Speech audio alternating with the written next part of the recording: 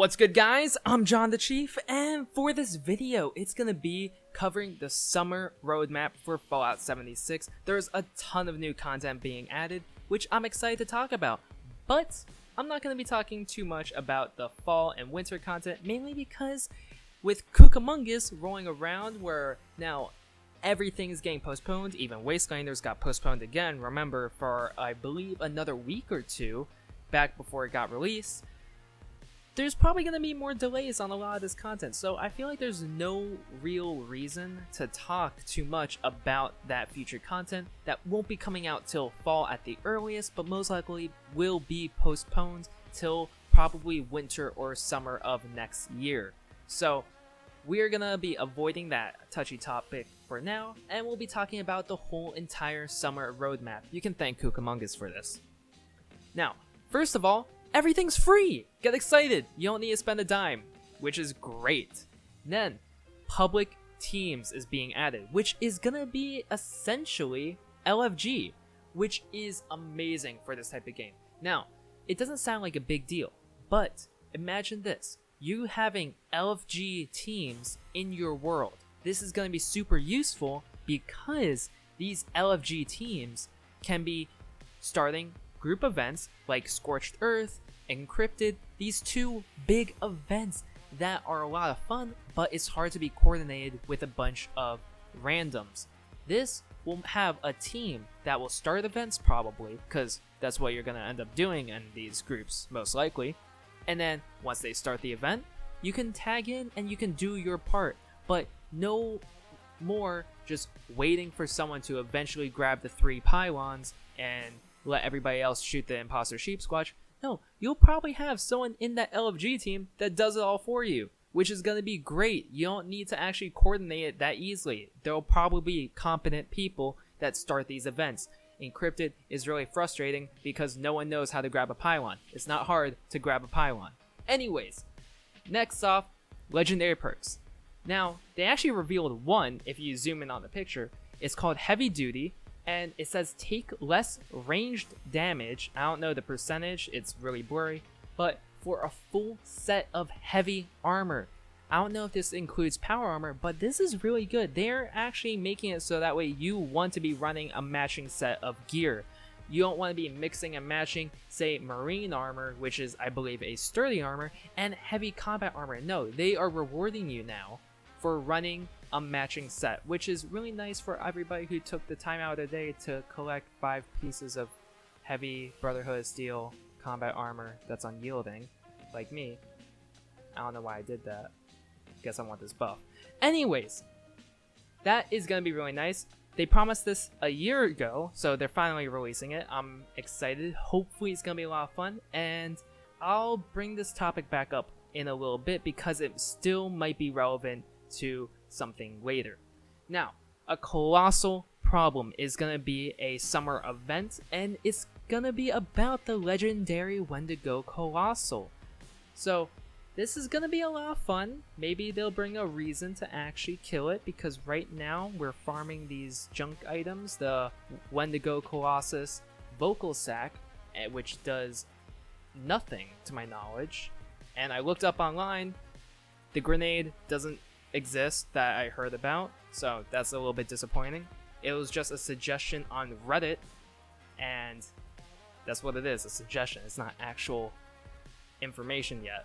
So that's lovely. Hopefully they make the Wendigo Colossus actually meaningful of a kill with this new event.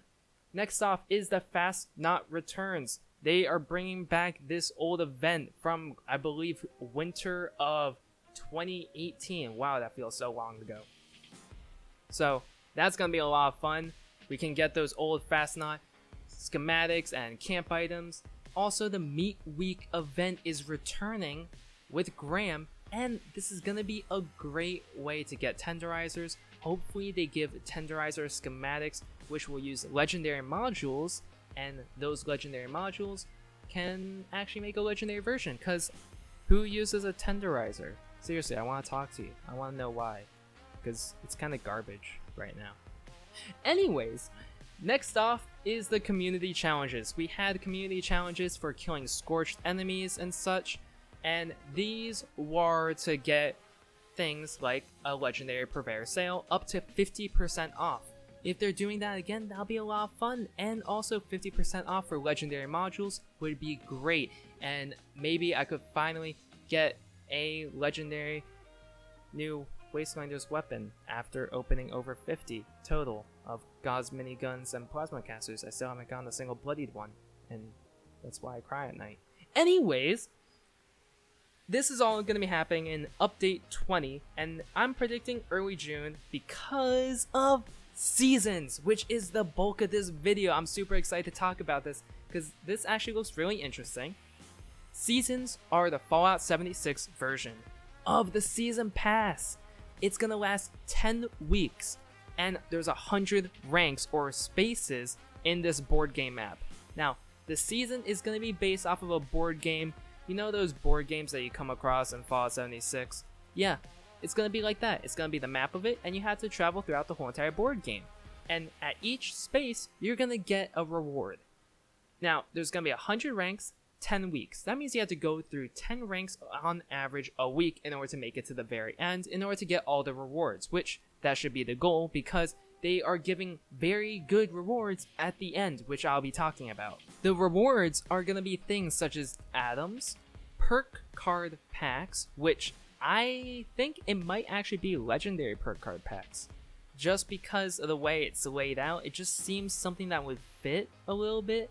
I'm not totally sure how legendary perks work, but I have a feeling it's gonna involve the seasons, because perk card packs will be kind of weird. You could get a level 1 to open up all the rewards of these legendaries, these seasons, and then you just have a bunch of perks, or all the perks as a level 1. I think that's gonna be a little bit weird, so I'm not sure exactly how it's gonna work, but my gut feeling says the perk card packs are gonna be for legendary perks.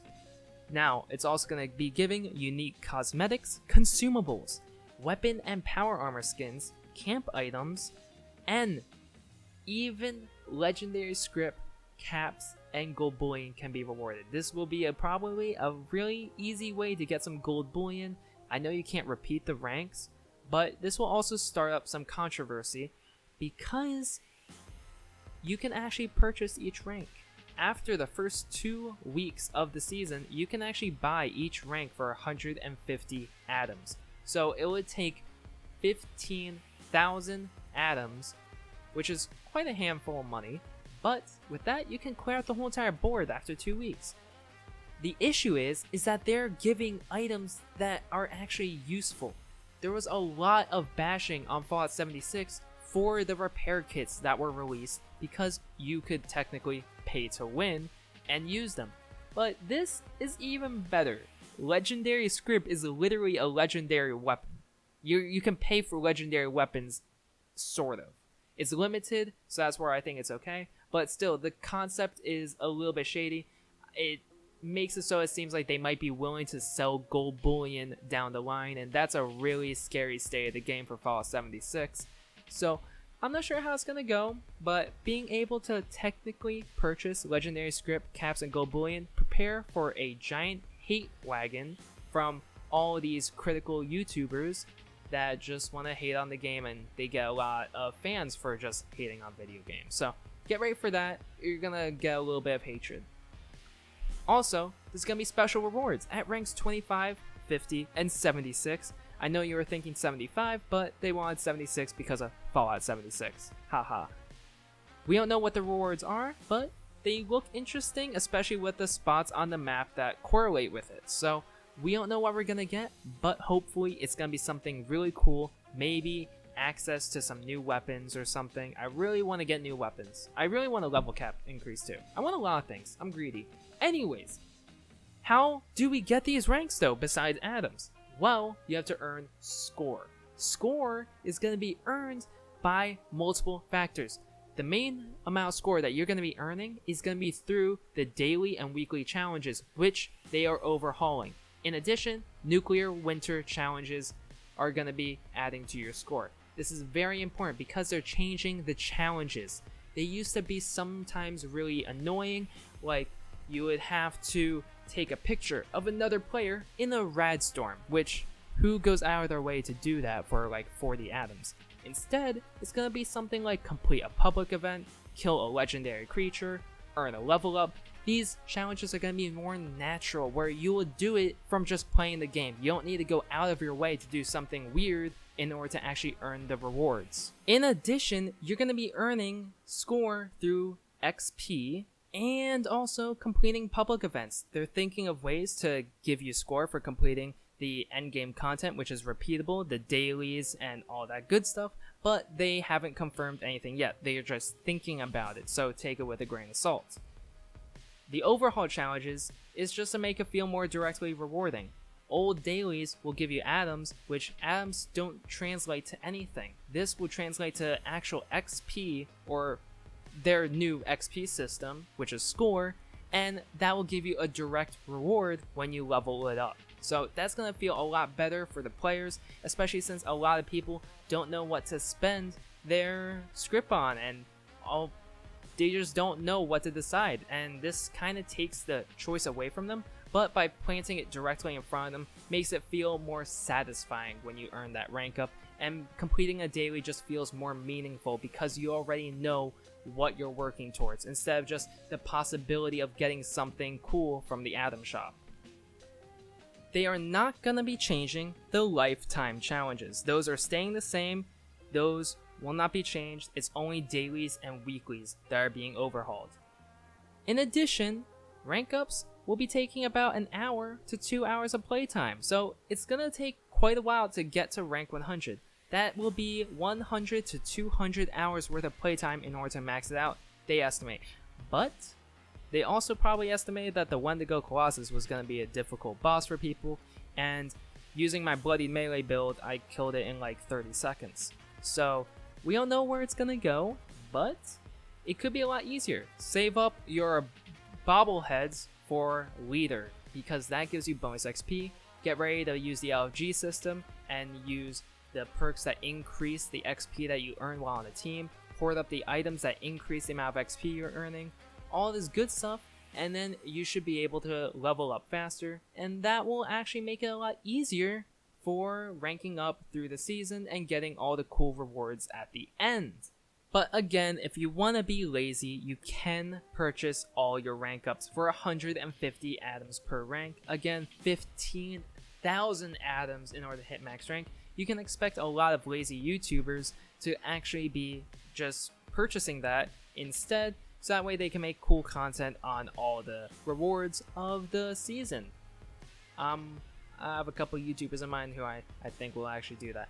I don't know if I'll bother. I already have a bunch of atoms saved up, so I might actually do half of the season as soon as it gets dropped on 2 weeks. Rewards will be at the season progression screen, which is the board game map, and then you just click on the reward and you'll receive it when you have actually reached the right rank for it. Now, for the rewards, it's going to be a little bit interesting. Consumables and in-game currencies are going to be only for one of your characters. It's like purchasing the repair kits from the Atomic Shop. It only applies for the character that you first log in after you purchase them. What I recommend doing, personally, is if you mainly play on like 1 or 2 characters, don't accept the currency rewards on those characters. Accept it on your other characters, so that way you have some stored up. If you accept all the cap rewards on, say, a character that you barely play, it's going to be nice. If you're out of caps, you can just go and have a mule transfer the caps to them, they transfer it back to you, and then you have all these caps stored up. Especially since caps are usually something easy to get in the game, and rarely you'll be missing out on caps. It'll be nice to have this little piggy bank stored up on another character. So that's going to be really valuable, I think. I know which characters of mine I'm going to be storing most of my crap on, and it's going to be great because I don't need to worry about going overboard on caps, legendary script, gold bullion. Actually, gold bullion I'm probably going to keep on one character. I don't really want to disperse that. The higher the ranks, the better the rewards, such as gold bullion, power armor paints, and new cosmetics and camp items. That's where it starts to take 2 hours of rank up.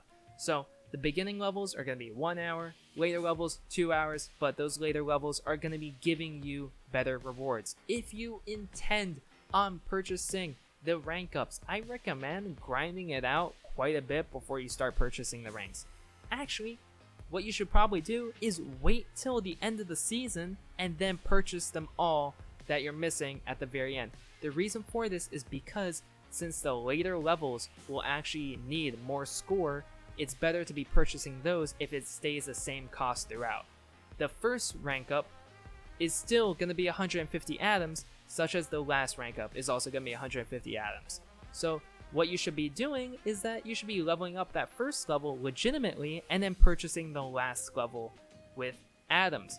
Otherwise, if you reverse that, you just spend all your atoms right away, those later rank ups are going to be really hard on you. So wait until the very end. Don't be so impatient and just wait it out until the very end before you bother to spend atoms to finish up your rank ups, because there's no point in rushing early unless you're trying to make content for YouTube, social media, Reddit, whatever you're trying to do.